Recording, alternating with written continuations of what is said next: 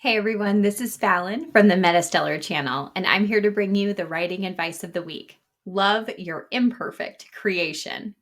Is it just me, or can you smell spring ideas in the air too? The vernal equinox is almost here in my part of the globe, and the petrichor scented wisps of growth and change drift in the wind. For many, spring brings a host of new ideas, fresh perspectives, and a renewed gusto to go out and do something, to experience life, to plant something, paint something, write something. Mother Earth awakes in spring, and when she awakes, it's time to create. Set yourself up for creative success. Before you run out and buy up all the notebooks and fountain pens in your geographic region, it's important to give yourself the right tools to create. And the most important tool in your creation toolbox is one you can't buy: sleep. Without good quality sleep, you'll end up stressing yourself out and sabotaging your own creativity. That's because our brains don't operate at their best without sleep. And if you're working on a story you care about, the story deserves your best. The article Sleep: Embracing Your Inner Koala by Kay DiBianca from the Killzone blog gives insight into the science of sleep and neuroplasticity, why sleep is crucial for creativity, and some tips to help you get the kind of sleep that will ultimately help you achieve your goals. When you're sleeping well, it's time to direct your newfound creative energy. The Power of Using Habits Rather Than Results by Daphne Gray Grant, a publication coach, talks about one of my favorite topics: engaging in healthy habits. Beyond sleep, constructing your writing life through a series of healthy habits helps create a sustainable process that works for you. Nailing those daily habits means you'll get a dopamine fix from your process rather than the hoped for or expected result. And I suspect that by focusing on habits, you'll be much happier in the long term, since you won't feel the near constant nagging pull of the instant gratification monster. Give yourself the grace to be imperfect. The instant gratification monster can kibosh a marathon creative endeavor, like writing a book, fairly quickly, because long term projects don't feed the idiomatic beast. At least, they don't feed it fast enough to quiet the grumblies. And if you've ever felt those grumblies hit you hard, especially when starting a new story, you may be experiencing the discomfort of writing that crucial opening scene. The Pain of First Pages by Julie Glover from Writers in the Storm talks through the catch 22 inherent in writing first pages. Glover shares, you need to know your characters better to write the first pages well, but you need to write the first pages well to get to know your characters better. Really, it's no wonder the Grumblies get so many would-be authors at the start. Sink in their creativity staunching teeth and never let go again. In fact, this particularly hairy monster results in 97% of writers abandoning their books before they ever finish writing them. Those first pages are difficult, and many writers become trapped in a cycle of perfection, convinced that if their first chapter is just right, the rest of the story will reveal itself. This is a lovely dream, but it is a dream nonetheless. To stop at scene one and attempt to hammer it into an Adonis that transcends the human definition of beauty is fantastical at best and downright delusional at worst. Many times I've advised writers to avoid revising, even writing their first scenes or chapters until the rest of the book is written. So if you've written that imperfect first scene, leave it alone, pokey edges and all, and write scene two. Then write scene three, then four, and you get the picture. Because revising the first scene well means understanding the critical nature of that first scene and how it will ultimately help your reader understand your character's transformation in the last scene.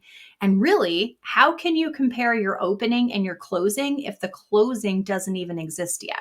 Remember to love what you write. And just as I ask authors to let their imperfect scenes and chapters lie, especially until the rest of the story is on paper, I also ask them to tap into the magic behind why they write. I don't think an author exists today who hasn't heard the oft cited storytelling dictate, kill your darlings. While there are some very valid reasons to yeet that which does not serve your story, it does no good to yeet that which allows you to love your story. If your finger is hovering over the delete key on a section you really love, pause for a moment and read Philip Athens' article, Don't Kill Your Darlings, from the Fantasy Author's Handbook, which flies in the face of that near cliche bit of writing advice by asking you to do the opposite. Athens says, if you don't like what you've written, if it doesn't resonate with you, why would you think it would resonate with anyone else? Why would you keep that and throw away what you love? It's insane to even consider that. And I agree. The darling that can be deleted without a second thought likely wasn't really a darling at all. And if you remove all the darlings in your story, why would you desire to continue writing? Where's the passion? Where's the purpose? Where's the authenticity? Because your ideal readers want what you have to say, not the watered down version of what someone else thinks you ought to say. Frame what you love well. For your authentically penned story to have the best chance of success, it needs to be framed well so your ideal reader can find it. Choosing the right genre or subgenre is a simple way to introduce story framing. Kendra Brokus from Writer's Digest suggests utilizing magical realism to tell a story. And her article is about understanding the fundamental aspects of the story you are writing or have written and having the right language to communicate it. While your story may not fit into the magical realism subgenre, there is no doubt a genre that will fit your work, one that your ideal readers will understand intuitively, one that will lead them to your book. And once you've led those readers to your book with all its authentic imperfections, make sure your characters are also imperfect. Relatable. Make sure your readers understand and can bond with your characters. Rainey Hall of Rocky Mountain Fiction Writers agrees with the principle to make your characters more relatable, and her article is as short and sweet as it is practical. Nobody's perfect, and your characters shouldn't be either. Sell the hell out of your work. Easier said than done, of course, but working writers sell their writing, and there are lots of paths to sell books. Some paths are wholly in your control, some are not. Each has its quirks, benefits, and drawbacks. If you have any desire to work with a publisher, whether a Big Five publisher, an indie trad pub, or another model, you may want to know how to draw the intrigue of the editor who may greenlight your book for development and production. Manuscript Academy put out the podcast episode, What Editors Look For, fresh takes on familiar stories with Harper editor Sarah Schoenfield.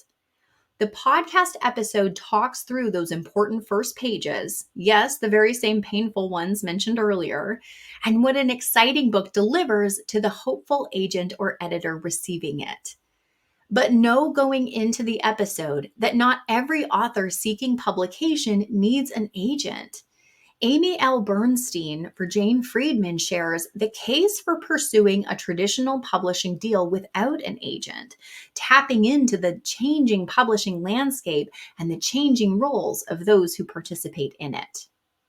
Lean into self-care after the sale. No matter which publication path you choose, there often is a feeling of blahness after finally reaching that done point, and that's just totally normal. Some of the most ambitious people prefer the process to the outcome. And this is because the process can be enjoyed over and over, iterated and improved upon. But the outcome is a snapshot in time, an end, a single data point that glosses over all the hard work leading up to that point. Remember earlier when I suggested you get your dopamine fix from the process rather than the hoped for or expected result? This is why. If you wait for the big dopamine hit of finishing, the resulting dopamine crash will be big too. Completing a project often leaves folks feeling like deflated balloons. Sentiments like, was that it? Or what now? Often follow big achievements. Rachel Herron shares in her video, How to Survive the Post Publishing Crash with Sarah Jane Collins.